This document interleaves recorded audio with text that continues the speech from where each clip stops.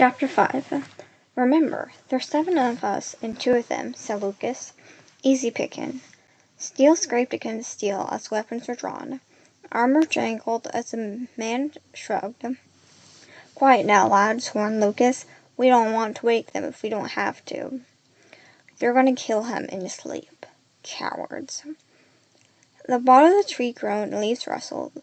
The slavers moved away from Thorn. The sun is steadily smothered by the foliage. Thorn listened. Nothing. How far had they gone? Now what? He shall keep going. They won't find him. Not the slavers and not Tyborn. Forget Tyborn. He'll be dead in a few minutes. Thorn didn't owe him anything. The man was the executor. Tyborn's job was to go looking for trouble. You must have known sooner or later trouble will find him. The best thing for Thorn will be to stay well out of it. But something bothered him, like an itch between his shoulder blades. It didn't seem right, letting a man be murdered while he slept, even a man like Tyborn.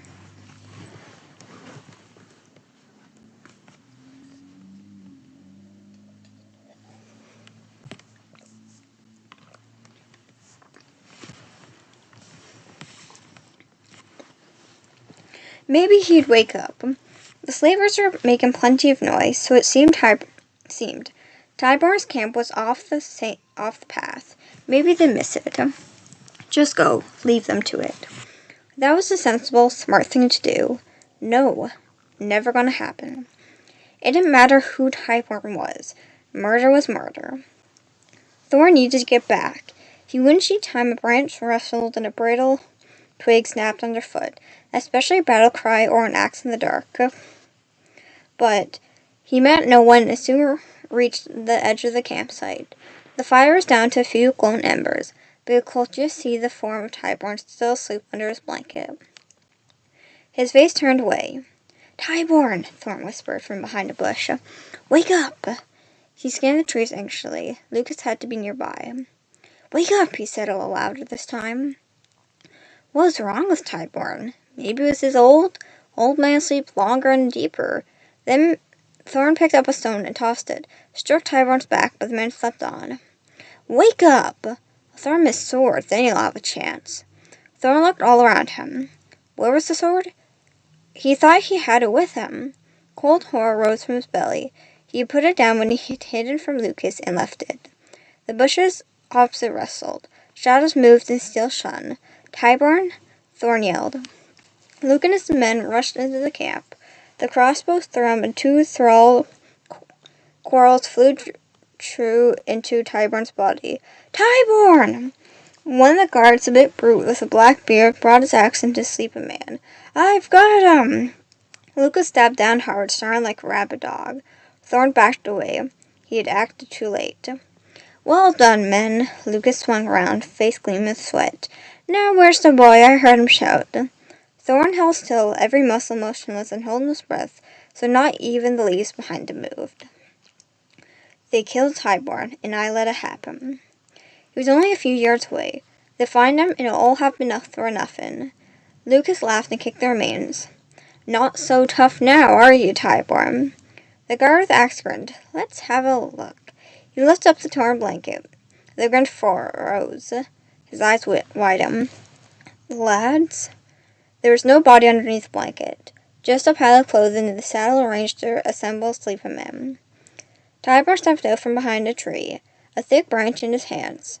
He swung like a woodcutter chopped down a stubborn tree, all shoulders and hips to give the blow as much force as possible.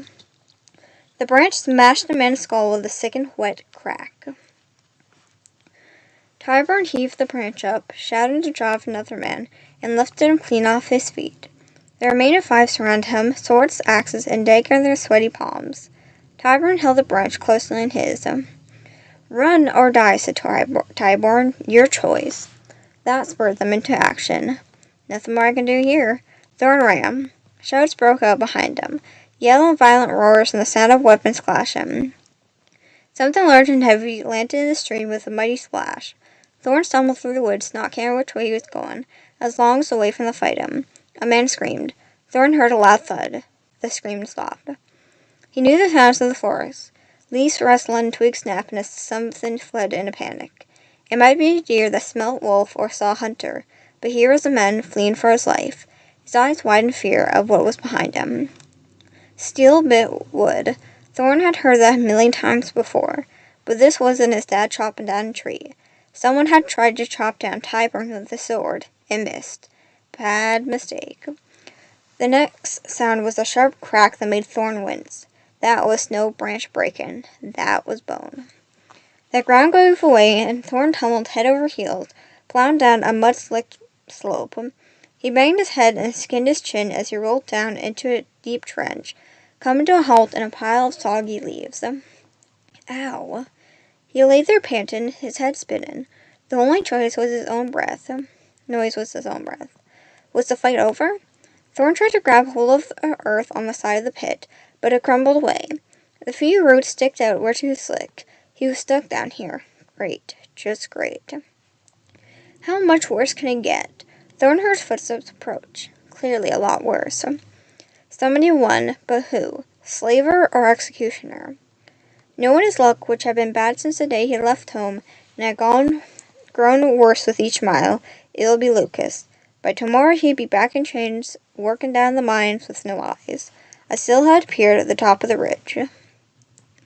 Tyburn looked down at him, bruised but very alive, and holding a blood-spattered branch. Need a hand? You killed them all. How many were there? Asked Tyburn. 7. Then yes, I killed them all. 7 armed men killed with nothing but a stick. No wonder everyone's afraid of him. How could he act so normal when he has so much blood on his hands? Don't it bother you, Nan? Killing those men? Does cutting down trees bother you? It ain't the same. One day you might think differently. Tyburn reached down, grabbed hold and pulled you up. No, I like it down here, said Thorn. Don't be foolish. Come on, take my hand. Then what? Tyburn frowned. What do you mean? I ran off. I ain't coming up with you if you're just gonna bash my brains out. You came back. That's not what I expected. I ain't gonna let a man be murdered in his sleep. Even a man like me? Was Tyburn smiling? If so, then it was the scariest smile he had ever seen. So you gonna let me go? He tried to save Tyburn, even if the executioner hadn't really needed saving. That'll be fair. Unfortunately, life's not fair, so I'll be hanging on to you a while longer. Tyburn tossed the branch aside and raised his empty hand to her to show he was unharmed. How's that? Maybe you'll feel better. No, not really. But what choice did Thorn have? He did as Tyburn asked, and a moment later they were standing side by side at the lip of the trench. Tyburn faced him, his hands on his hip. Plan to run away again the moment I come back. No, master, no I ain't. Tyburn snorted. You're a poor liar, boy. All those months of misery boiled over as Thorn glared at the executioner. Yes, I'm going to run away. You might have bought me, but here, where I come from, men are free, and that's where I'm going, back home. How? I'll get a ship, sail across the sea. Which sea? There's more than one? Was the world that big? You're brave, I'll give you that, but you're stupid. You barged into trouble with no idea of how to get out of it. So what will happen is this. Even if I gave you a bag of gold and found farewell right now, you'd be robbed or ended up back where I found you. These are lawless times, boy. He eyed Thorn curiously. They can make even good men disappear. Men desperate. Then what can I do? Tell me the truth. Thorn bit his lip, unsure if the truth will make this better or worse. Was Tyburn his friend or his foe? Give me one reason to trust you. Tyburn jerked his thumb over his shoulder, back towards the campsite. I can give you 7. If I were your enemy, you'd be over there with them. He had a point. All right, said Thorn. I'll tell you the truth. Where to start? Then he saw Tyburn's blood-spattered branch. I did something bad. Really bad. He closed his eyes and pictured the day so clearly, as he was standing there again, the blood fresh and wet on his hands. I did it, but my dad took the blame. I should have said something. I should have told him it was me what did it. Thorn wiped his face of tears he'd held back for months. But I was afraid I was a coward. Then what? They're going to hang him. Thorn gulped as he remembered the soldier throwing a rope over a tree bought. But my dad got away. That's why I left home. I had to find him. I went from village to village asking, but no one has seen him. Then one night the slavers got me. They bundled me up on a ship, and that's how I ended up here. Timer and Case didn't leave his. His dark eyes are two pieces of obsidian, giving nothing away. He's waiting for more. He knows I ain't telling him everything. That's the whole story, said Thorn, cross-armed differently. So, now you're going home, without finding your father. I weren't meant to be going this long. I thought I'd find him before the end of the summer. Thorn felt the cold wind upon his neck. It was autumn already. He was the oldest of 6 children, and if Dad wasn't back by now, he was. His job to look after them. Mom and her hands full looking after the little ones. He promised a local farmer he'd help bring them the harvest exchange for 5 sacks of flowers, enough to make bread through the winter. But the harvest was last month, and had not been there. I'll make you a deal, said Taborn. There are no slaves in Gehenna. You serve as my squire for a year and a day, and I'll give you gold and safe passage home. A year? Way too long. 6 months. A year and a day. 8 months. 8 months is fair. A year and a day. Tyborn started walking back towards their camp. Thorn kicked a pile of leaves in frustration. Why me? Tyborn called over his shoulder. I have my secrets too. Castle Gloom. Chapter 6. Get up, Lily. No. Lily pulled her heavy quilt over her head. I'm sleeping. She nestled down deeper into her cocoon, deeper into the comfort and darkness. It's late, said Mary, her nanny. Lily peeked out. It's dark. Ha! Of course it's dark. This is Castle Gloom. Listen to me, Lilith Shadow. You will get up right now. The nanny tossed the quilt onto the stone floor. Mary! Up, now. Lily thrust her head under the pillow. Don't want to get up. I swear by the 6 princes, you're getting up if I have to drag you by your hairs, Mary. You know what day this is. Don't care. Lily felt a scrabbling on her pillow and something wet. A nose pressed against her. A pair of big brown eyes gazed at her. And what do you think, Custer? Asked Lily. Now they had her attention, her 3-month-old black Labrador puppy began wagging his tail and jumping up and down on the bed. Lily gathered him into her arms. You're right. Mary's a mean old woman. Custer yapped and licked her cheek. Get that slubbering beast off the bed, said Mary, as she examined Lily's tangled hair. Ouch! Cried Lily, shying away. What are you doing? Tsk! Will you look at this? Mary brandished a twig she had pulled from a snarl. You've been climbing the apple trees with that servant boy. What's his name? Wad? I don't know what you're talking about. And what if you'd fallen out and broke your neck, my girl? Mary sighed. It's not that I'm bothered in the slightest, but a lot of people depend on you. Don't care. Lily rubbed Custer under his chin. He really was a silly dog with a silly name. Ow! Mary inspected a second twig. Don't care, don't care. That's all I ever hear from you nowadays. You have responsibilities. Really, I thought all I had to do was sit still, look pretty, and keep my mouth shut, said Lily. My responsibilities are stupid. You keep your mouth shut? That will be the day. Mary drew a lock away from Lily's ear. People look up to you. What do? What you say matters. They want to be proud of you. Now with your father and brother gone, it's up to you to bring them into better days. The six knows how much a realm has suffered. Mary stroked Lily's arm. It's your job to look after the people of Gehenna, and it's my job to look after you. Lily took Mary's hand. She knew her nanny was right. You shouldn't be worried about me.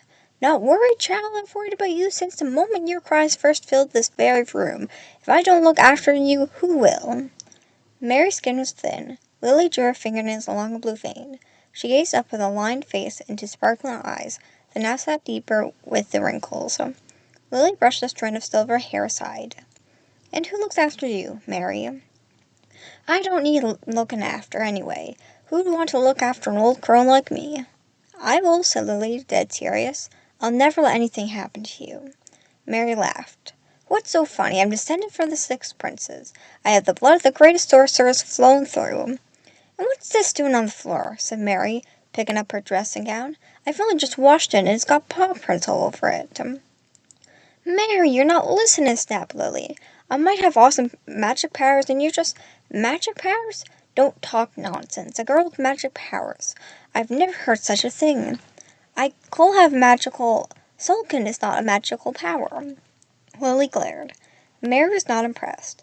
"Your father, may the 6th Prince guard his soul, looked at me with those same eyes whenever he had to do something he didn't like, as grey as storm clouds with a lot of lightning beyond them." Mary snapped her fingers. "Rose, let out Lady Shadow's clothing." "Yes, miss." "Rose." Lily hadn't seen her maid working quietly in the corner. The girl had been Lily's best friend, back when she was playing Lily Shadow, with no prospect of becoming a future leader. The two girls would dress up in each other's clothing and pretend to be sisters. That friendship had ended 5 months ago, when Lily became Lady Shadow, ruler of Gehenna and mistress of Castle Gloom. And all she got from Rose was curtsies and "Yes, my lady," and "No, my lady." "Rose, are those clothes ready?" asked Mary. "Yes, miss." "What about the mantle?" "Yes, miss." Rose nodded to the corner, where, lit by 2 huge iron candelabras, there stood a mannequin wearing what looked like swirling black smoke. Lily groaned. "The mantle's swirl, but it's itchy." "Don't care," murmured Mary, as she carried a taper from candle to candle, shielding it from any stray darts. Soft amber light blossomed, illuminating the corner and the curved niches in the ancient walls, the faded tapestries and cobwebbed coats statues. Mary blew out the taper. "There, that's better." "I don't belong here," Lily said to herself. This was her parents' bedroom. The table was where her father used to sit, the old armchair creaking as he moved to dip his quill into his ink pot.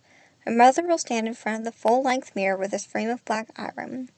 Lily had loved to watch her mother get ready, weaving a string of black diamonds in her hair. She had told Lily that one day those diamonds will be hers. A day Lily had thought will be far, far in the future. The cold gems now lay waiting for her on the dressing table. Lily didn't want to wear any of her mother's jewelry. It felt as if Lily was robbing her tomb. "Really hurry up and just sit in front of the mirror," said Mary, waving a silver-handled hairbrush. "I've still got to get the rooms ready for our visitors, and so are tonight's feast." Lily did as she was asked and threw herself down on the chair. Mary set to work. "Ow, that really hurts." Custer growled on his owner's lap. "I don't know why I have to have you, Mary. I'd be better treated by a zombie." "Oh, is that right?" Mary snorted. "Like those ones your grandfather had. What was his name?" "One-Eye Ron." "More like one-eyed, one-legged, one-armed, and finally no-headed Ron. I was always sweeping up pieces of him." Mary gave Lily's hair another violent, eye-watering yank. "I said, ow! Just sit still. Your mother never fussed like you. Honestly, child, think about who you are, what you represent, before you open your mouth. How many times have I told you, you're Lady Shadow now?" "I'm not.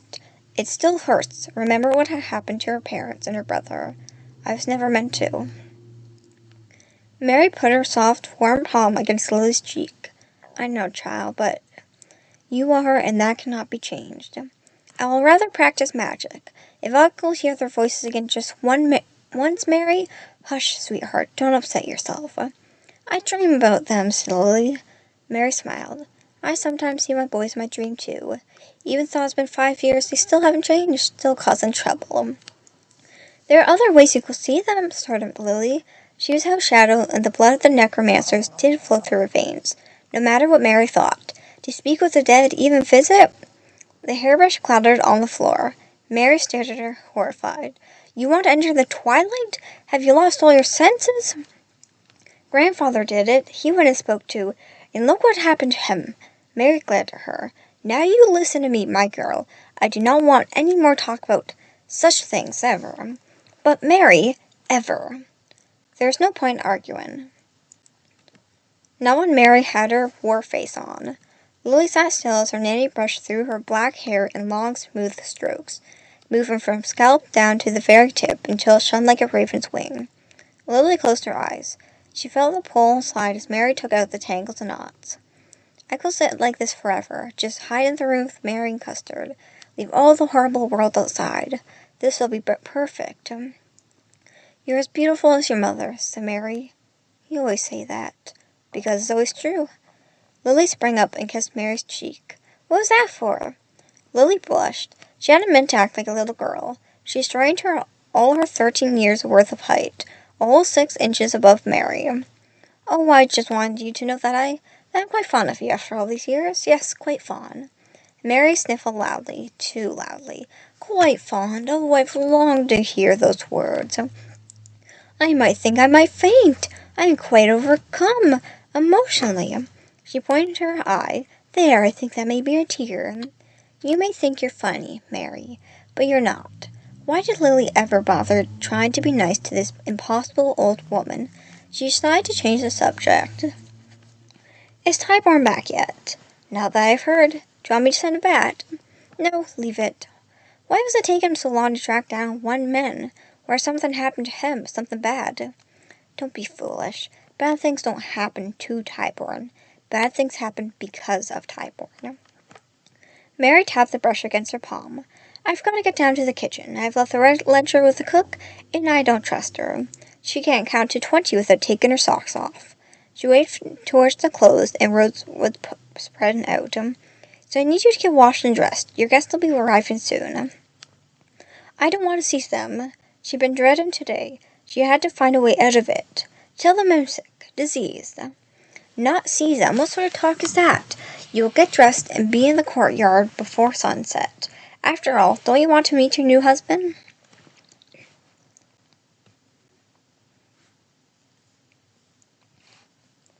Chapter 7. A hazy drizzle fell upon the courtyard of Dead Men's Gate. Lily and Mary waited on a newly built podium with a few other nobles, allies to Shadow, under a wide black canopy. The rest of the household were lined in the mud, miserable and wet. The only one having fun was Custard. The puppy yapped and dashed among the impatient lords. This is lovely, said Lily, standing in the cold rain, enjoying the icy wind and the mud. Nice, deep, and squelchy. I'm so glad you forced me out here, Mary. You're not standing in the mud. The servants are. Mary replied. She stood beside Lily, clutching the red ledger against her chest. She carried that accountant book everywhere. You're right. We should let them go back and get warm by the fires. This is pointless. Our guests are late. Cancel the feast. Enough, snapped Mary. She rubbed her temple. You'll be the death of me, my girl. You're marrying Gabrielle Solar, and that's that. It's for the good of Gehenna. Why can't I wait? Asked Lily. I'm 13, Mary. Other noble houses often arrange early weddings between their offspring. In the Sultan of Fire, they do it at birth. Mary picked a stray thread off her gown. Anyway, this is merely the engagement feast. You won't actually marry for another 3 years.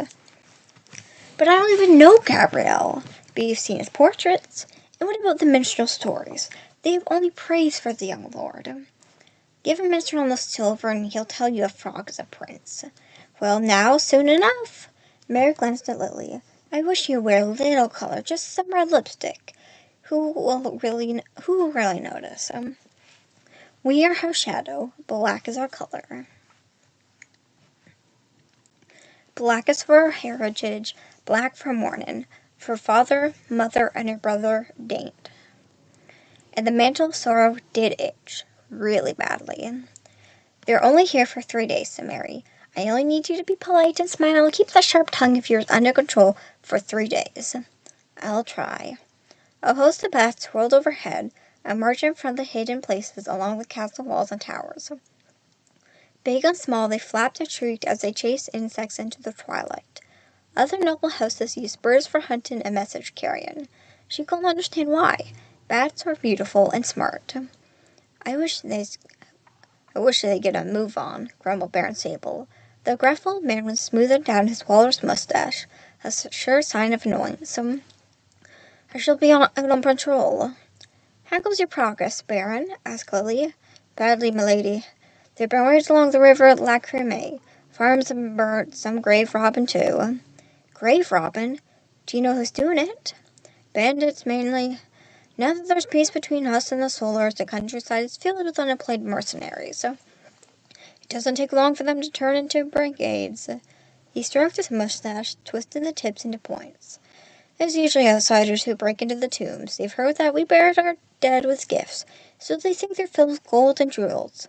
They'll be lucky to find more than some old furniture and a few pieces of cracked pottery. Make sure these thieves are punished, said Lily. Things must be bad if people are stealing from the dead. What are the pirate raids? Now that is strange. They've stopped, Sable smiled. Captain Barracuda is dead.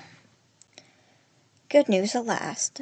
Sable wasn't finished. Strange still wasn't the manner of his death. He drowned. Sailors drown, Baron. It doesn't seem strange to me. In his bathtub, milady. In the port of Cutlass. I understand Tybarn went to Cutlass. Lily said nothing. She had learned long ago that it was best not to dwell on the activity of her executioner. Sable got the hint. Still, it's going to be a harsh winter for some. Give the farmers grain from our store, said Lily. The grain was earmarked for Glimmer Hall, lady, replied Sable. It's coin we sorely need. The needs of my people come first. Of course, Sable bowed. I'll see to it. The need of my people. Her people. It still felt right. It still didn't feel right. Thinking about the Kahenish like that. They'd been her father's people. After that, they shall have been Dane's people. Anyone but hers. How could she be expected to look after a whole country? She had her hands full looking after Custard. Could they see how scared she was? How lonely? Everyone was too busy to see. Mary fussed about the castle, keeping track of the maids, and the money being spent by the cooks, and whether they got saved on candles. Good old loyal Baron Sable had the borders to guard. And Tybarn? He was Tybarn. Did he truly feel anything? There were plenty of people ready to give her advice, but in the end, she was House Shadow now, and she was expected to rule. If they knew how lost she was, really, it will all fall apart. And that's why I must marry Gabriel Solar. For peace. The two countries had been at war for generations. House Shadow against House Solar. Darkness against light. It had gone on so long that everybody just thought it was the way things were. Every family here had lost someone. Both of Mary's sons had died fighting against the Solars. Do they think I'm betraying them by making peace with our enemies? There had been little celebration of the news of the proposed match. More wary resignation. Better to join the two houses through marriage than by conquered. Maybe it was for her best. Life will improve. Solar gold will allow people to rebuild their farms, buy grain and livestock. She might even repair Castle Gloom. Lumina had better access to the sea, so trade will flourish. They'll have goods and minstrels traveling up the merchant's road again, instead of penniless beggars and crippled soldiers. Everyone knew that, face to face, sword to sword, Gehenna could never defeat Lumina. The Solars had too many troops, too many horses, too many of everything. Gehenna wasn't rich. It had craggy mountains whose peaks lay in mist all year long, and summers here were short. Its ground was hard and stony, too poor for crops, and the population was sparse and thinly spread. Its power had never leaned its armies or wealth. Its power was in magic.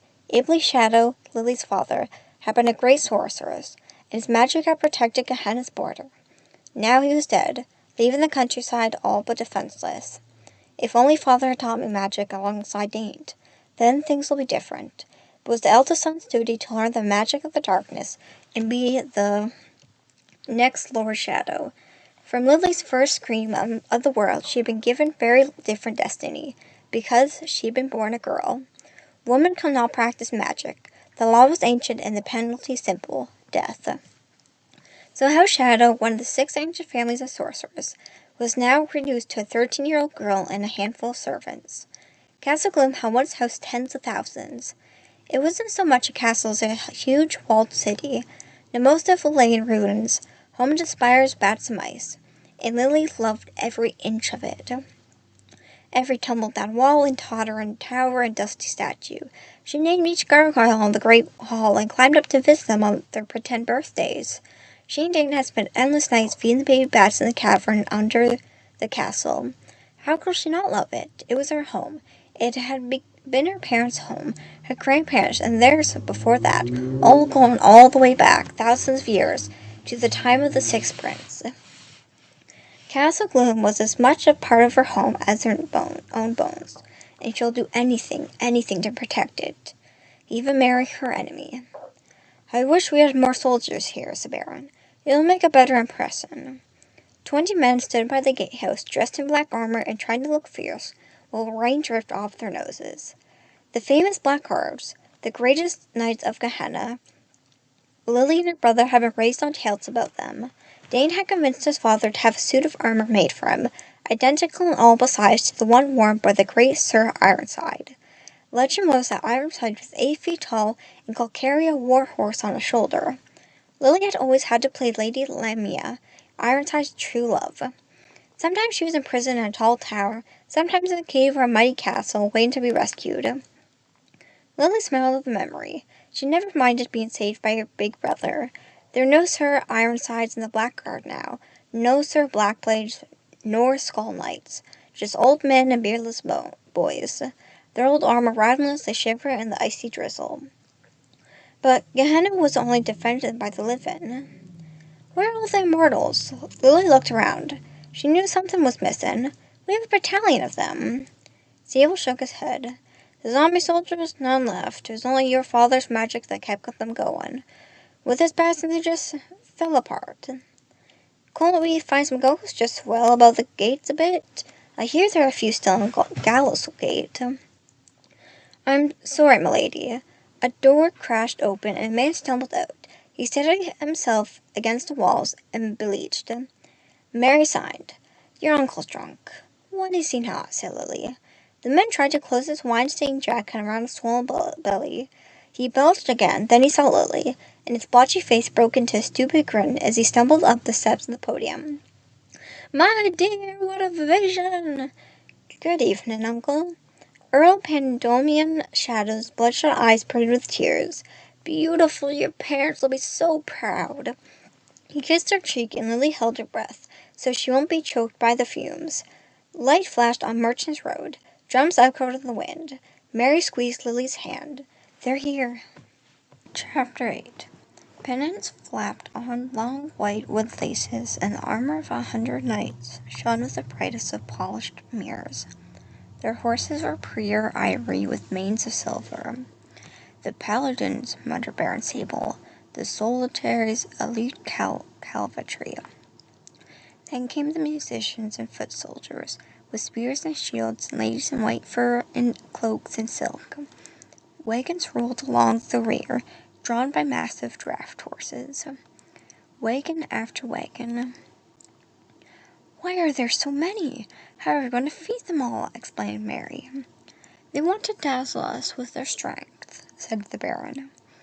The process wove its way along the Merchant's Road, beyond 2 mounds, Lamentation Hill in the City of Silence. The city dominated the eastern side of the road and spread all the way to the border of Spindlewood. It had never been measured, but Lily reckoned it was as big as Castle Gloom, and within 100 years will be larger. It was the family's graveyard, and every shadow was buried there. Sometimes reluctantly. Lily knew how the other great houses dealt with the dead.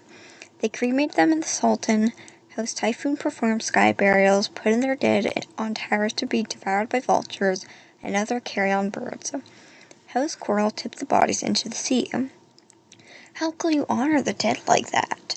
The Gehennish built tombs. Even the smallest hamlet had homes for the dead. Houses with tables and chairs within, beds made of stone, and portraits or statues of those that had passed into the twilight and beyond. And the City of Silence had the greatest tomb of all. Her parents were housed in the newest, along with her brother. Not 6 months had passed since she left food, drink, and gift within, and sealed the doors. The sound of the great stone doors closing forever still echoed in her heart. Bats flocked around Lamination Hill. They hung off the spindle twisted trees like some much rotten fruit. Even from this distance, Lily could make out the 5 tall poles rising out of its summit and their dreadful decorations. She turned her gaze away. What did it say about her kingdom that the only main road between a place of execution and a graveyard? A new age is dawning, niece, said Uncle Pan at the sign. When a lies between the house solar and shadow, between light and darkness, we shall make Castle Gloom great once more. If you don't squander it all on drinks and wild schemes. That wasn't fair. It had never been easy for her uncle. As firstborn, he shall have been ruler of Gehenna, but try as they might, no tutor had been able to teach him even the simplest of spells. Instead, his brother Iblis had become Lord Shadow. Mary spoke. I'll need to send for more sheep, 2 dozen at least, and the farmers will want to double for the short notice. It will all go on the red ledger, the number of guests and horses and how much they'll need for food, and what servants will be located if they had brought their own. She'd even count out every chest and crate, marking down on which contained the value of every item. As well as the ledger, Mary carried a heavy rings of keys. There had to be 100 of various sizes and shapes, and they opened every door in the castle. Every door but one. Mary ran the household now, and one thing thought it strange that a nanny should be in charge of the ancient citadel. After all, few had lived here as long as Mary. Oversight of the castle had been Lady Shadow's responsibility. Lily had watched her work by candlelight, making long lists with the red ledger. She had often asked Lily to watch with her and help, but Lily had found it much too boring. All the time she had spent with her mother was forever lost now, never to be regained. In the road, the paladins, their horses' hooves pounded the old, thick wood of the drawbridge. Each man was tall and handsome, as if sprung full form from a maiden's romantic vision. Lily looked over at her own troops, her blackguards. The men were hand-me-down armor, faded tabards more brown than black, and there wasn't a straight spear among the lot of them. She sighed. But the servant girls were soon over the paladins. Custer was not impressed in the slightest. He was scurrying back and forth along the podium, teeth bared and growl his little growl. Someone take control of that animal, snapped Mary. He's going to get trampled if he's not careful. Lily bent down and looked sternly at Custard. Now don't be naughty, dog. You heard Mary. He leaped into her arms. Give him to a servant, said Mary. Lily hugged her puppy closer. Mary glowered, but Lily knew she won't ask for an argument when all the guests arrive in. The next rider through Deadman's Gate was a plump, round-faced boy, the same age as Lily, dark skin with long, wavy black hair. He wore a long crimson cloak embroidered with wild images of phoenixes and fiery spirits. Golden emerald stud rings covered his fingers, surrounded by the solars. He looked like a blood drop on the snow. Why is he shivering, said Lily. What's he scared of? He's not scared. He's cold, said Mary. Cold? Call this cold? It's practically summer. She peered more closely. Who is he? Uncle Pan frowned. That's Clef. He's the fourth son of Sultan Dejin. He's from the Sultan of Fire, of course. Look at all that red. Now she's really intrigued. The Sultan was 1,000 miles south of here. What's he doing in Gehenna? He's a hostage.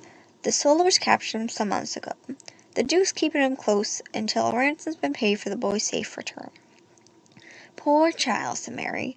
No wonder he looks so miserable. Put him in the Eclipse bedchamber, said Lily. They're the best guest rooms, and she felt sorry for Clef. He might be a prisoner, but she could make him comfortable while he was here. I'll prepare them myself, said Mary. The Duke, whispered Pen. The virgin horsemen wore armor that didn't merely shine, but glowed. The breastplate was studded with diamonds fanned out from a silver heart, and sweeping white feathers crowned his helmet.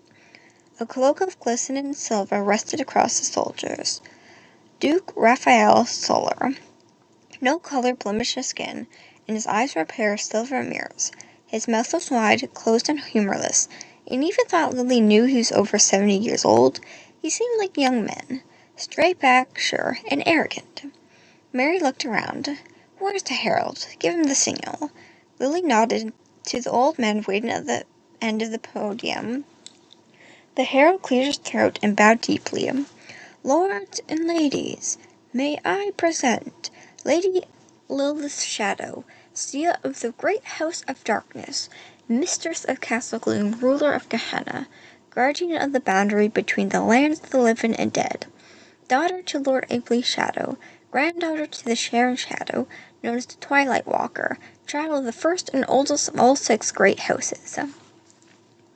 He's pouring it on a bit thick, isn't he? Said Uncle Pan. Mary spoke. It's important to remind our guest of who we are. Good old Mary. Lily smiled as she remembered her family's motto, First there is darkness. The herald continued, Milady's shadow bids you rest in comfort. May your dreams be fulfilled and your nightmares soothed. He bowed again. The courtier fell silent as Duke Solar dismounted and marched up to the podium. He lowered his head in a polite bow. Milady's shadow. Mary nudged Lily, who shook her head, blinking and bewildered. The Lord of Lights was literally dazzling. Lily came to her senses. Dear Duke, welcome to Castle Gloom. Consider our home yours. The words almost stuck in her throat, but she had to say the formal greeting. I was so sorry to hear about your misfortune. He made it sound like she had lost a doll rather than her family. Despite our history, I had immense respect for your father. Lord Ibley Shadow's a great man. I hope, one day, you'll look on me as your new father. Lily merely smiled. Yes, when I see pigs fly. The Duke turned to the knight beside him. May I present my son, Gabriel. Gabriel Solar bowed. Some of her housemates were giggling beyond their hands as they gazed up at him. A glare from Mary shut them up. The minstrel hadn't been wrong. All right, he is handsome and even beautiful. Gabriel's white gold locks were held in places by a silver band, and his eyes were sapphire bright. Diamond earrings hung from his ears, and his armor was encrusted with diamonds, with gems. It wasn't armor for a knight, but for an actor, theoretical instead of practical. He reached for Lily's hand. Custer growled. Gabriel backed away. What a wild beast! I hope he's not rabid. Then he remembered himself and gave a courtly bow. Lady Shadow, I am honored to meet you. I look forward to being your lord and master. He coughed discreetly into a white silk handkerchief. I mean, your husband. Chapter 9. The great hall echoed with laughter, music, the sounds of hundreds of guests and barking dogs. The white outfits of the Solar mixed with the black of shadows, creating a moving checkerboard over the vast chamber.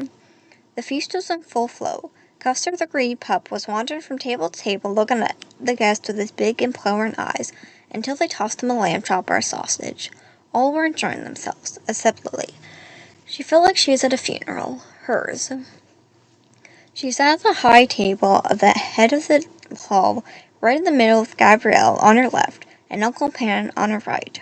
The suitor wore garments of perfect white, and a bejeweled longsword dangled from his hip. The sword was just like his owner, handsome but useless. Imagine my relief when I saw you, said Gabrielle, smiling at her. No one will call you truly beautiful. Your eyes are too large and your nose... A lady shall have a small, delicate nose, but still, I am pleasantly surprised. Lily smiled, even thought she was screaming aside. Gabriel made a sweeping gesture with his arms. This will all have to change when I rule Gehenna. Windows, the castle shall have windows everywhere, and mirrors, plenty of mirrors. It's all rather gloomy, he snorted. Did you hear what I just said? Castle Gloom, gloomy, rather witty, even if I do say myself. He laughed loudly. Very witty, said Pan. Don't you think, Lily? Half witty, Lily muttered. Gabriel wasn't finished. He inspected Lily from head to toe and let out a theatrical sign. And your outfit, I've seen better dressed peasants. I shall dress as sent from Lumina. I can't have my bride looking like some father's wife. They'll be white, of course. I am House Shadow, a color is black, as you know. Gabriel answered with a sly smile. Ah, but you won't be a shadow once. We're all married, will you? Lily gripped her fork so tightly her knuckles turned white. Will it be so bad if she stabbed him in the neck? Others around the high table, those dressed in white, joined in with Gabriel's brain. There was a group of white costumes, squares with him, and even thought they won't have heard him. They laughed long and hard. Gabriel rose and walked over to them. Thanks to 6 princes. Lily relaxed and lowered her fork. The feast was truly awful, but had given her a chance to make an important decision. I cannot marry Gabriel. Pan blanked and almost spilled his wine. Why not? I hate him. In fact, I really don't think I've ever hated anyone quite so much, quietly, so quickly. You've only just met him. Give it time, and I'm sure I'll only hate him even more. He's just tired after a long journey, Pan offered, a sickly, desperate smile. Be patient. Tonight is merely the engagement feast. The actual wedding isn't until, you're both 16, 3 years from now. But then I'm sure Gabriel will be a sensible young man. Lily faced her uncle. Cancel the engagement. And then what? Pan's face darkened. What do you mean? Grow up, Lily. He shook his head. I love you like a daughter, but you need to face reality. We are weak. If we do not get through with this, by the next week the Duke will have his armies at our gate. Within a fortnight, the torch of Castle Gloom will be covered in white flags, not black. You'll lose Gehenna. Can't we sign a peace treaty instead? We have. It's called a marriage contract. He looked into his wine cup. This is what your father wanted. He arranged his marriage with the Duke just before he died. The Black Fortress. She should have been there when her father and Duke Solar had met along the banks of River Lacrima, the natural boundaries between Gehenna and Lumina. But she had been present along with her mother and brother, then she won't be here now. The marriage was meant to be between Daint and one of the Duke's daughters. That was the original plan. Pan nodded. Lady Angela Solar, a beautiful and tender heart. She and Daint will have been a fine match, but it was not fated to be. It wasn't fated that killed Daint, Uncle. It was the Brigades. And now their heads decorate Lamination Hill. Tyburn dealt with them. Lily's gaze hardened. Tyburn dealt with some of them. They're still... The dead are dead, no matter how we might wish it otherwise. It's time we look to the future, Lily. So that's my choice. Marry a war. The need of your people come first, Lily, said Pan. How can you subject Gehenna to more war, just because of what you do and not like? I know you're not that selfish. How far to the past did the hate go? Everyone knew the legend. Prince Shadow and Prince Solar were twins. They should have been the closest of all the 6 princes. Yet one worshipped the dark and the other the light, and that difference had led to countless wars through the ages. The people of Lumina, through the Gehennish, were evil for the way they treated their dead, raising them from their endless sleeps. Lily knew what it really meant, that the dead was not forgotten. They are still wanted, valued. The Gehennish thought that Luminas were warmongers and land grabbers, who believed that anyone who didn't follow their way shall be destroyed. How many other lands have been crushed by Solar's enemies, their languages and the cultures wiped out? There's no point in trying to argue with the Solar. They won't understand why everyone else didn't want to just like them. I will defend Gehenna if I've been allowed to study magic, she said.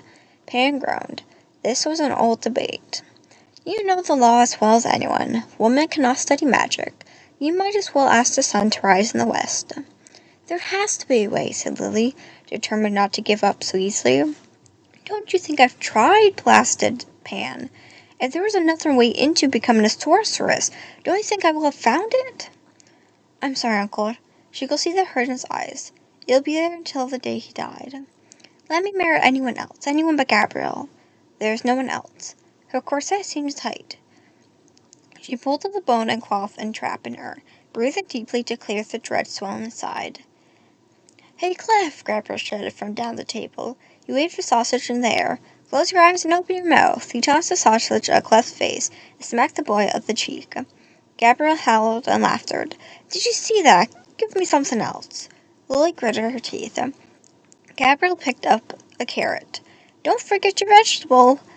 Lily stood up. She wasn't going to let Gabriel get away with this.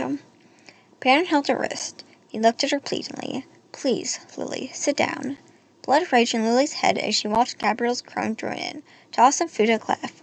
She pulled herself free of her uncle. Stop it, she hissed. Gabriel peeled peas onto his spoon and flicked them. Stop it. Gabriel didn't hear her. He rolled a lump of bread in his plate until it was dripping with gravy. Stop it! Lily slammed her fist down. The blow burst out like a thunderclap. It reverberated between the stone walls over and over. Every noble and servant, soldier and shadow fell silent. Even Custer stopped barking. All eyes were on Lily. Gabriel gazed at her, too. What did you say? He asked with quiet menace. This is how war starts. Lily pushed her lips into a fake smile. The servants need to clear the table, she said. It's time for dessert. Mary clapped and the servants leaped into action. Music, commanded the Duke's Solar. The orchestra hesitated and started up again. The murmurs returned as soon as the guests were all talking about her. I'm proud of you, whispered Uncle Pan. That call have gone badly. If he's like that now, imagine what it would be like in the 3 years, and 10. Pan cleared his throat loudly as Duke Solar sat down beside her. You aren't looking well, my dear. She's just excited, said Uncle Pan. A servant approached and placed 4 crystal goblets before them, one each for Lily, Gabriel, the Duke, and her uncle. Duke Solar raised his. Consider these an early wedding gift. I hope we all shall be celebrating many toasts for years to come, of anniversaries, of children. Lily tried not to vomit. To peace, said Duke Solar. To peace, said Lily, and she raised a goblet to her lips. Chapter 10. Wait, said Uncle Pan. Listen. They're playing the dance macabre. The noise of chatter dropped as the orchestra took up the tune. The lute fell to a low, haunted melody, and the drums were steady but soft, the beat of a sleeping heartbeat.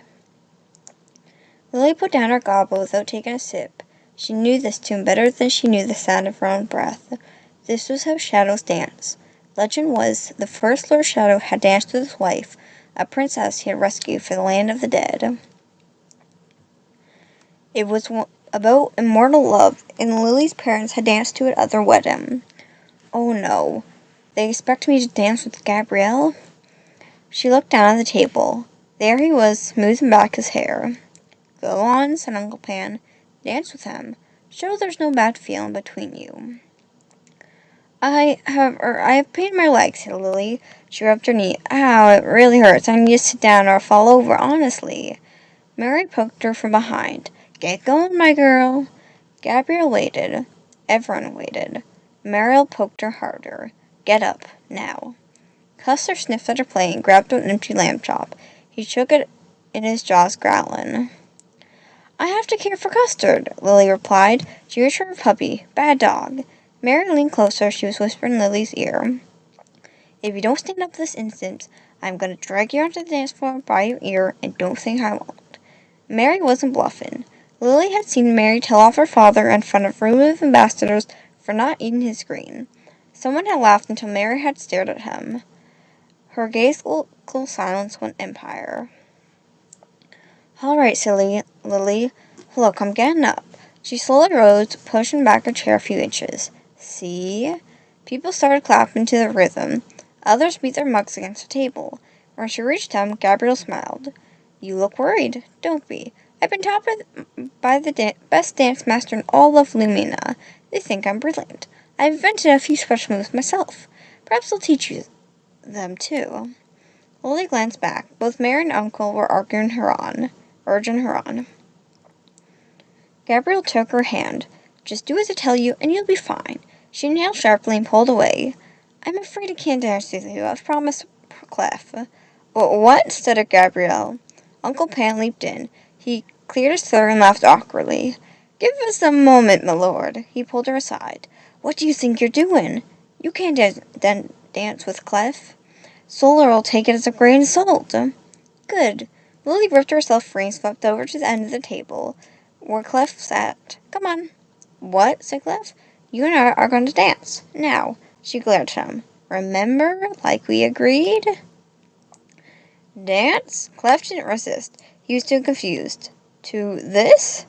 Of course. This is her favorite tune. It's perfect. For a funeral.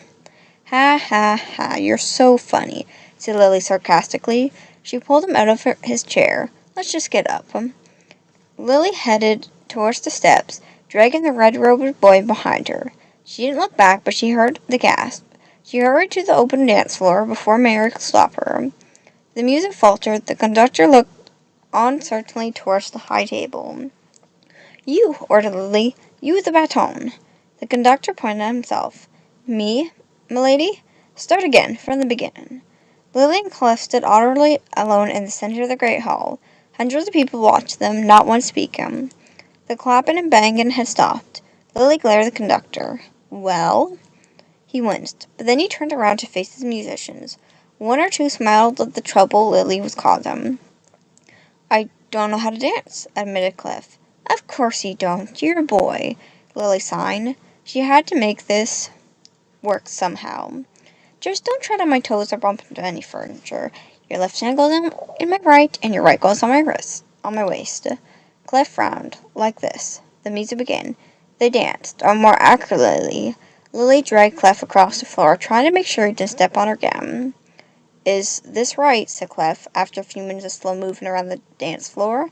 "Isn't the men meant to lead?" "I don't see why." So they danced, Clef dressed in a sweeping robe of red and orange, and Lily in glistening black. "Stop gripping my hand so tightly," said Lily. "Your rings are really tearing into my fingers." "Sorry." She looked at the rings on his hand, on every single finger. "And why are you wearing so many anyway?" Clef not only wore rings, but a necklace, bracelets, and earrings. He dripped jewelry, all of it made from ember. Even his button were of the orange stone. He scowled. "The Duke wants everything to see you at a rich price I am. If you're that rich, shouldn't be wearing rubies. I thought the ruby was the favorite gemstone in his house to Jean." He shrugged. "I'm the fourth son, so I have to wear ember. Only the eldest son, the heir appears, wears rubies. At least I'm not the 10th. My brother Salomon wears jewelry made of sandstone." "What's it like living in the prison palace? The Solar's home?" Cliff's gaze darkened. "The Duke is a tyrant, and Gabrielle is cruel. Pity idiot." "It can't be that bad, can it?" "It can't be. She'll be living there one day. You're just saying that because you're the prisoner." "Perhaps soon you'll be their prisoner too, won't you?" Lily faltered. "I'll be Gabriel's wife. That's different, I think." "I'm sure you're right." Cliff met her gaze. He must have seen the doubt in her eyes. "You don't want to marry him, do you?" "Will you?" Cliff smiled. "I don't want you marrying him either." "Why not?" "Think about it. Solar's lands are in the middle, with Gehenna to the north and the Sultan of Fire to the south." She understood. Duke Solar wanted peace with all House Shadow. Once he knew his northern boundary was safe, he'll declare war on you," said Lily. "Last summer's attack was just the beginning," said Cliff bitterly. "What happened?" "I was cleaning a cavern. We had stopped on Oasis to rest and water the camels, and we didn't have enough guards. His paladins ambushed us. Afterwards he said he had made a mistake, that his men thought we were smugglers. He said I'm his guest, but everyone knows I'm his hostage. Your father didn't retaliate." "The Duke has made it clear if the Sultan does anything, my head will be removed." Lily gulped. "I'm sorry." "You want their wealth and land, Lady Shadow. Your house's journey will be a disaster for my family." "So what's the answer? Shall I marry you instead?"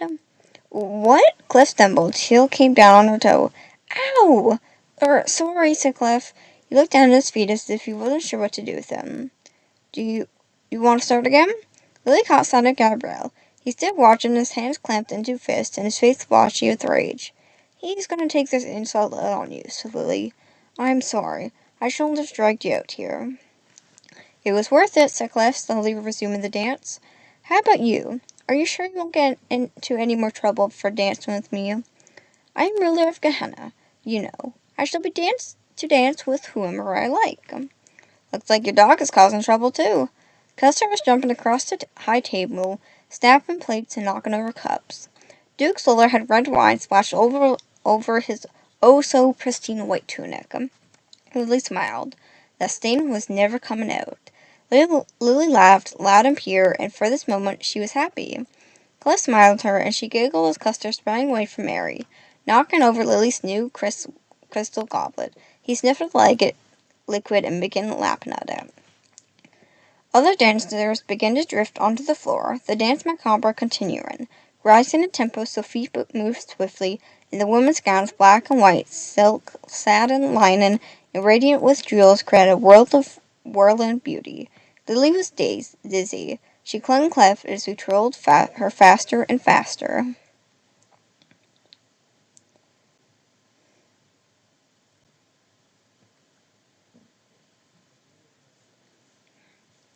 "Stop it, Clef," she cried. "I'm going to be sick." Mary screamed. Everyone froze in mid-step. Lily craned her neck over the crowd to see what the problem was. Custer was stumbling onto the table, his tongue hanging out loose straw. Green foam froth bubbled in his mouth.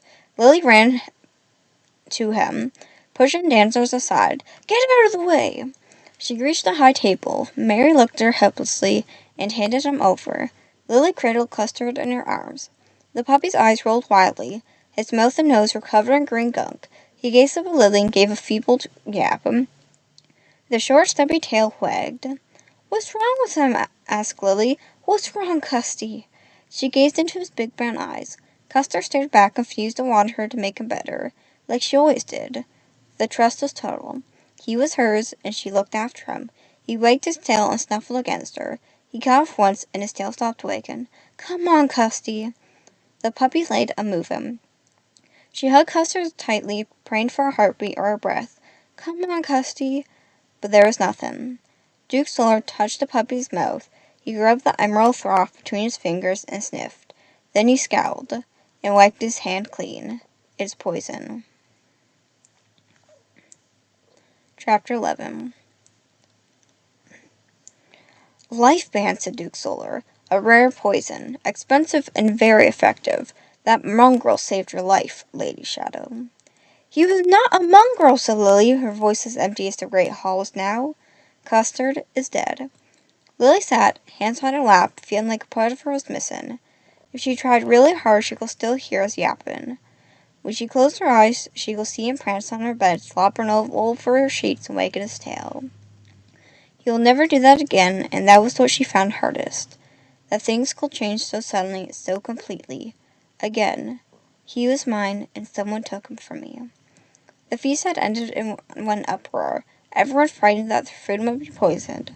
The Solar entourage had practically run out of the hall, the paladins glaring all around them, hands ready on their sword hilts. Lily's own soldiers had been equally ready for some solar plot. It was a miracle that no one had been killed. The lights had been pushed out across the great hall, leaving only the few lit candelabras along the high tables. The shadows now yawned the vast empty space. Lily stared into the candlelight, lost. "When assassins," said Tyborn, "here in Castle Gloom?"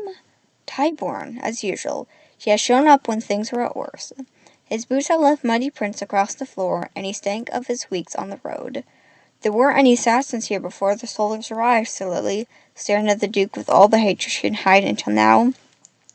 "You want Gehenna, and we'll get it at any cost. You can. Well, you can't. It's my home, and you'll never, ever have any of it. Not a brick, not a blade of grass." Pan stepped forth between them. "Lily, dear, you're upset. You should leave this to the grown-ups." But she wasn't finished. Not by a long shot.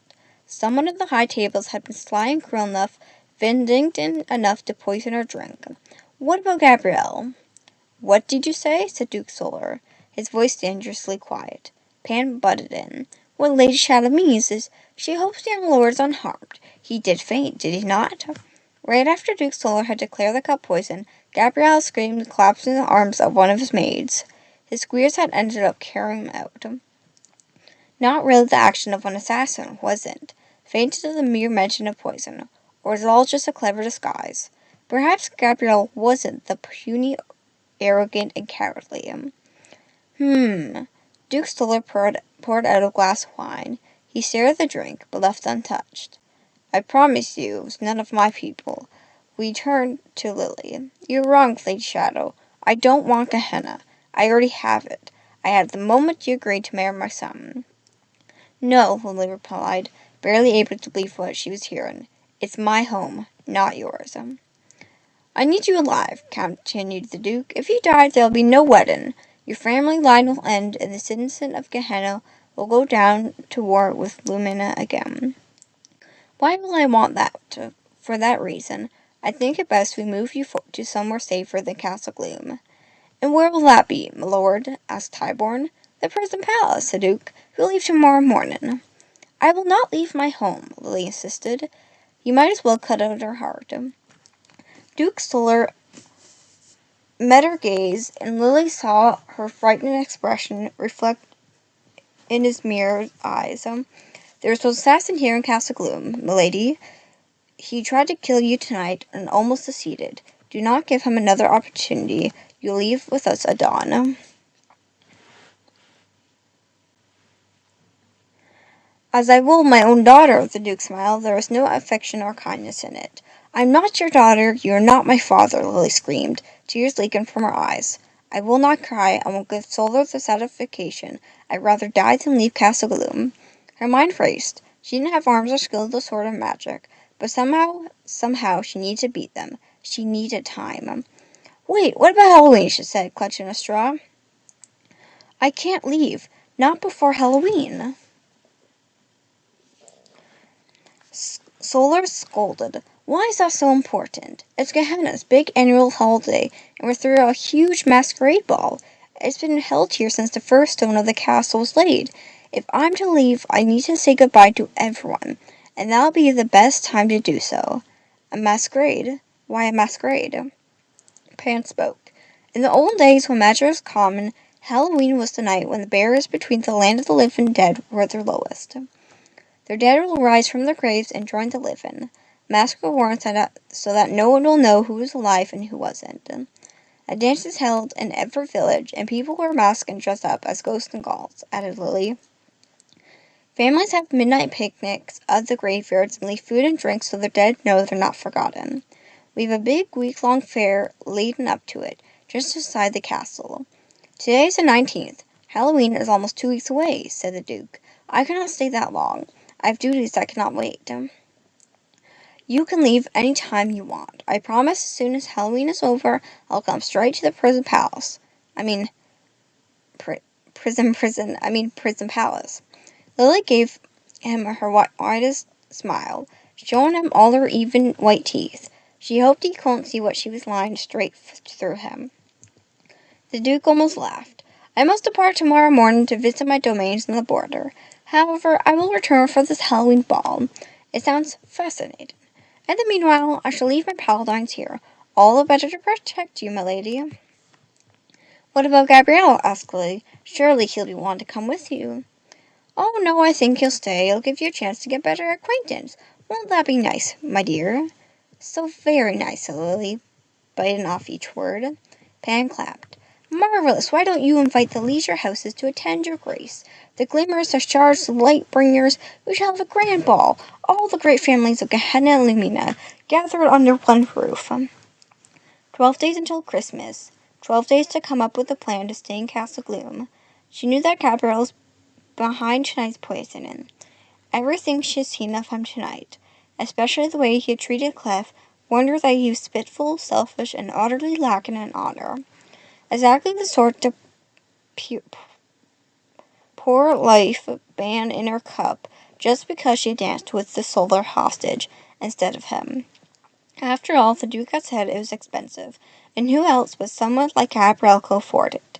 If she could prove it, then there'd be no reason to leave Gehenna. Will there? He'd killed Custard. She wanted him punished for that. Wanted it more than anything. But you couldn't punish the heir appearance of Lumina for killing a mere puppy. But you tried to kill Lily, and she was ruler of Gehenna. That was treason, and there's only one punishment for that, and it was bad as it could be. Death. A chill dreadful crept through her mind. Could I do that, even to someone like Gabrielle? I don't want to have to make that type of decision. Someone else shall decide. Anybody but me. But there was no one else. Tyburn stood there, watching in his quiet way. Strange, the air always felt cooler when he was in the room. If Gabrielle is guilty, then she will have work for her executioner. 12. A tumultuous cloud of bats swirled above Thorn. High-pitched shrieks tore through the torchlight courtyards, and leathery wings whipped the air fiercely. He didn't know much about bats, but something wasn't right. Other bats clung to Castle Gloom. while a bristling cloak crawled along the stones, twitching and using the hooks on their wings to hold themselves in place. Their red eyes shone in the torchlight. Their needle-like teeth glistened. The gargoyles along the high walls of the castle looked almost alive. Thorn thought he had seen one turn its head as he and Tyburn had entered the courtyard just 1 hour ago. Creepy, but calling Castle Gloom creepy was like calling the sea damp. The castle was ancient in dire light. The towers rose crookedly in the sky, and empty halls with caved-in roofs squatted around muddy squares. The outer walls were covered in black ivy, so shiny it looked as if it had been washed in oil. Still, he hadn't spotted any zombies along the battlement, nor had he seen any vampires, which was good. And there was no Tyburn, which was even better. The moment they dismounted, a soldier came running up to them and spoke to the executioner. Tyburn had tossed Thorn his reins and run off towards the main keep, leaving him to take care of their hoof-sore mounts. Fine by him. Thorn much rather preferred horses to executioners. He patted Thunder's neck.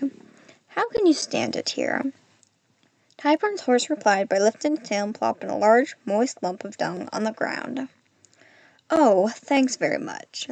The bats weren't the only ones who looked out of sorts. The many people miling about did too, and they all had swords. "None of my business," Thorn muttered. This time he was going to stay well out of it. Steam rose from the pile of dung. There were bits of straw sticking out of it, and it stank. Thorn needed a broom. A pack of squeers barged at the door. They were half carrying a boy with blonde hair and a nasty scowl. One of the squeers said, "Air! He needs fresh air." "I'm fine, let me go," the boy shouted. "I did not faint, I was checking under the table."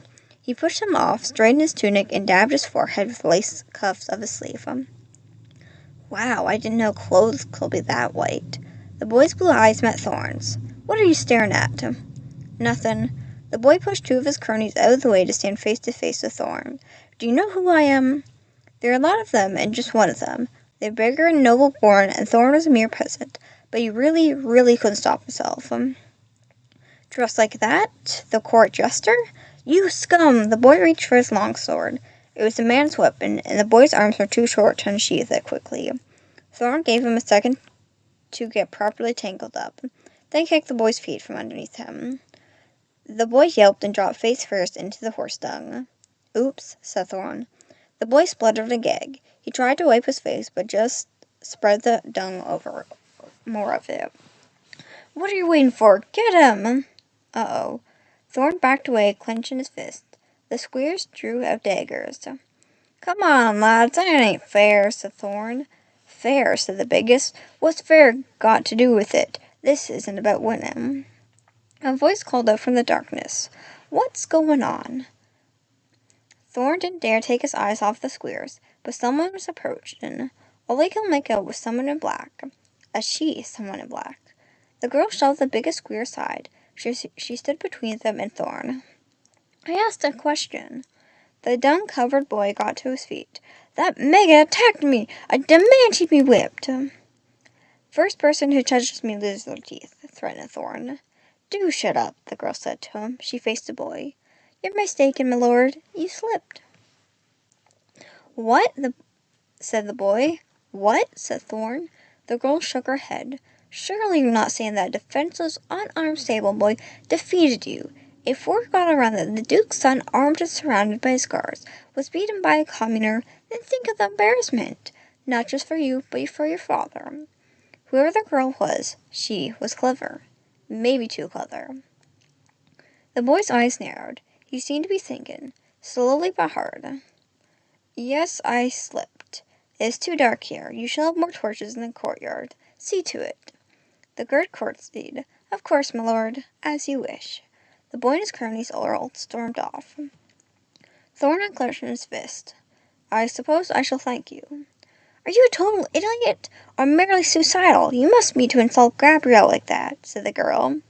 "Important is he, this Gabrielle?" "Holding her heir apparent to the House Solar, so yes, fairly important." "Oh." Insulting the powerful was becoming a habit. "But as my grandpa will say," he started, "that's the most stupid thing I've heard all night." Look, I'm thankful I thanked you already. Now go away. He gathered Thunder's reins. Where are the stables? Don't turn your back on me. Did you hear something, Thunder? Nope, me neither. She grabbed his arm and pulled him back around. They glared at each other. Look at her, some stuck-up snob dressed in drills and pearls, and acting like she owns the place. We get lost, said Thorn. I have work to do. I am Lady Shadow, she said, and when I give an order, you follow it. Ew, maybe she does own the place. You're Lady Shadow. Nah, you can't be. She'd be someone more Cacklin? Cacklin? Mad old woman, sort of. You know, cackling at broom potions with the only tooth in her mouth, really wrinkly. What's your name? Lady Shadow asked. Thorn. He bowed like he'd seen Merrick do. Your princessness? Are you ill? She asked. Ain't that how you do it? Bow, I mean? Only for an octopus. She waved dismissively. And you can call me Milady. You ain't a princess? Where I came from, you can call yourself a king if you got 2 fields, one emperor if you got 4. Well, where I come from, no one uses royal titles. Not since the time of the 6th prince. It's bad luck. What about the Coral King? Asked Thorn. He uses a royal title. Him? He's half man, half fish. Who cares what he calls himself? She pointed at Thorn's head. So what happened to your hair? Thorn rubbed his palm over the 2 weeks' worth of bristles. Lice. Tyburn had it all shaved off. You came with Tyburn? She looked surprised. Thorn wrinkled his nose. That dung was unbelievable smelly. He found a shovel up against the door. Yeah, I'm his new squeer. Now she looked shocked. What? Said Thorn. There must be something very special about you, Thorn. Have you slain a dragon recently? No. Troll? Ogre?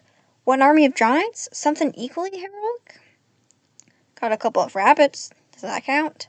I'm just trying to understand why Tyburn picked you to be a squeer. You do know who Tyburn is, don't you? Yeah, that's been pointed out a lot. And he lets you look after his horse. Thorn brushed the forelocks from the horse's eyes. Thunder, he's just a big old softy. The last squeer tried that almost had his hand bitten off. She went to touch Thunder, but the horse snapped his teeth at her, and she backed away. Nice horsey. Thorn shrugged. I've always been good with animals. Like my dad, I once saw him scare off a wolf just by whistling. He looked over her. How could she be wearing so much jewelry and still be standing? So, how long have you known Tyburn? All my life. What's he really like? They've been riding together for 2 weeks, but Tyburn had kept conversation pretty much limited to get up, eat, and sleep. You know, on his days off when he's not being an executioner. Tyburn never has a day off. Tyburn's always Tyburn. He can't be. What's his first name? She shrugged. I don't know. No one's ever brave enough to ask him. And this was the man he had to serve for the next year. Just great. What sort of world was he in? Bats and swarms with thick as cloaks, a windowless castle bigger than any city he had ever seen, one named Killer and all ruled by this girl? They were interrupted by another boy, this time dressed in black. He carried a small bundle in his arms. My lady, I've got him. Lady Shadow took the package and cradled it in her arms. Thank you, lad. You may go. The boy Wad glanced over at Thorn. Are you sure? Lady Shadow nodded, not taking her gaze from the bundle. Wad shot another suspicious look at him, then bowed and left. What's that? Thorn asked. Lady Shadow's face fell and tears glistened in her gray eyes. It's Custard, my dog. You could hear the pain in her words, the way that I almost choked her. I'm sorry. You gonna bury him? Yes, in the night garden. One of her hands gently stroked the bundle. Gabrielle's been humiliated twice tonight. He's not gonna let either insult go. You better come with me. I can handle Gabrielle easily. It's not him that'll be worried. He'll be the 10 others he'll bring with him. Thorn ducked as a bat scrambled overhead. Its wingtip brushed on his ear. He shook his head as other bats started past before rising up into the night. Lady Shadow laughed. They're harmless, just ignore them. Harmless? Look at them. They're huge. How big do they get? You have no idea. Chapter 13. Who's that? Thorn asked Lady Shadow. Ahead stood a black marble statue. 12 feet tall, and wearing a cloak that's made of bats. Hundreds of them. What was it about House Shadow and bats? The statue's face was gaunt, and there was clearly a family resemblance. One is yours, I suppose? Lazarus Shadow. He planted the night garden. Lady Shadow brushed her fingertips along the rose bushes. The petals were shiny black as though freshly painted. The scent was drowsy, as if someone had perfumed them with dreams. These roses only grow here. They unfurl at night. Pebble-strewn paths branched out in all directions, and their bushes, flowers, and trees. Thornton recognized many of them, even thought he had grown up beside a forest. Everything's strange in Gehenna. I left normal behind long ago. Thorn adjusted the shovel he found, swapping it from his right shoulder to his left. Lazarus Shadow. I've heard of him. Wasn't he a vampire? He just fell out with the wrong crowd when he was younger. This crowd being vampires? Mm-hmm. I saw this puppet play last year at Midsummer Fair, Thorn said.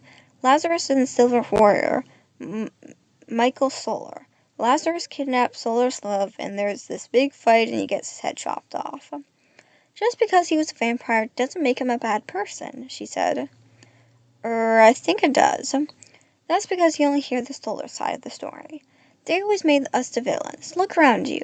Everyone forgets what a great garden Lazarus was. Did he use the corpse of his victims for fertilizer? Waste not, want not. There's a splash from ahead. Lady Shadow tightened her grip on her puppy as she peered into the darkness. Who's there? Thorn heaved the shovel. Was it Gabriel? If it was an ambush, he'd fight. Who's there? Lady Shadow repeated. A flame flared into life, bringing brightness and color to the night. It's me, Clef. A dark-skinned boy in a long red robe stood beside a pond, rolling fire between his many ringed fingers. Magic. He knows magic. The flame transformed to hues, ranging back and forth through the rainbow, and casting weird mesmerizing patterns across the pond's surface. Thorn stared at it, spellbound. He'd never seen real magic before. Can you teach me that? Clef looked at him up and down before answering. I doubt it. What are you doing here, Clef? Lady Shadow joined Thorn by the water's edge. Throwing pebbles, watched the ripples. Clef looked up. And you? I'm bearing custard. She gestured towards Thorn. This is Spike? Thorn. That's what I meant to say, replied Lady Shadow. This is Clef. He's from the Sultan of Fire. I know. Thorn said to Clef. That trick of yours was a bit of a giveaway. Truly amazing. Clef blushed and the flame vanished. Smoke twisted between his fingers for a moment, before drifting off into the faint night breeze. He took Lady Shadow's hand. I'm really sorry about what happened tonight, Lady Lily. He calls her Lily. Of course you will. The two of them are alike. What with their jewels and rich clothing, they were nobles and Thorn was a peasant, and so it was. Lady Shadow. That's how things were. So why did it suddenly bother him? Lady Shadow pointed to a spot of bare earth between two tall rose bushes, and told Thorn, dig there, make it deep. She and Clef stood silently as Thorn dug the grave. The dirt was damp and soft. It didn't take much time. Soon he scooped the last of the soil and stabbed his shovel into the ground. There, it's done. Thank you, said Lily Shadow. She knelt beside the grave. Goodbye, Custard. She kissed the puppy and laid him in the hole. Go find Aunt. My brother will look after you. After Thorn had covered the grave, Lady Shadow put roses over the earth. She stared at the spot and bit her lip, trying to hold back her tears. Why not allow yourself to cry? Thorn could see that the puppy had meant a lot to her. Maybe it was one of those rules nobles had. They weren't supposed to show they were upset and crying. It might make people think they're just like everyone else. What happened to him? Thorn asked. Poison, said Clef. Who'd want to poison a puppy? They're trying to poison me, not Custer. Lady Shadow stared at the grave and sniffed loudly. Oh, no wonder why Tyburn had to run off like that. Clef brushed his fingers. It's not like he had any dirt on them. Thorn had done the digging. And you leads, Lily? It was a poison called Lifeman. You've heard of it. Clef shook his head. I have, said Thorn. He might only be a peasant, but he knew things too. You make it out of berries that grow in Hearst Forest. Dry 'em and grind 'em up in powder, then sprinkle on some old meat. We use it to kill rats, wolves too. Who taught you that? Asked Lady Shadow. My dad. He didn't want his kid to scuff the wrong source of berries. You need to know who's safe and what ain't. Thorn leaned on the shovel. What happened next, my lady? What do you mean? Seems to me someone owes you a dog.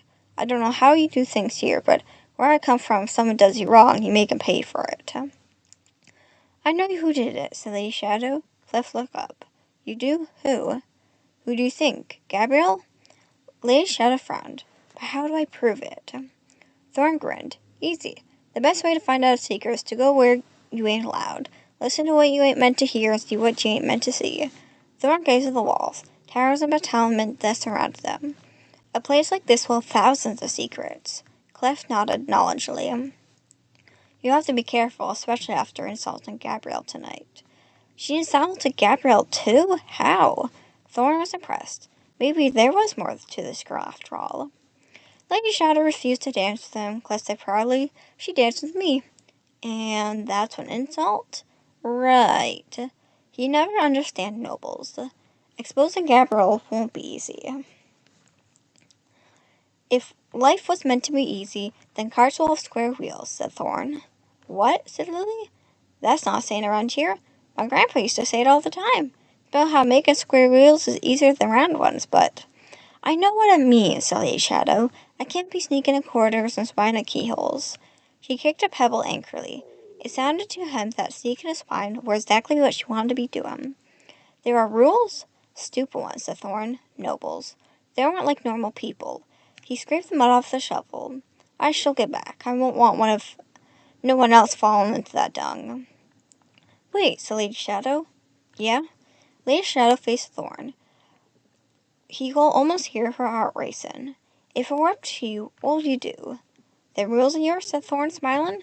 I'd start breaking them.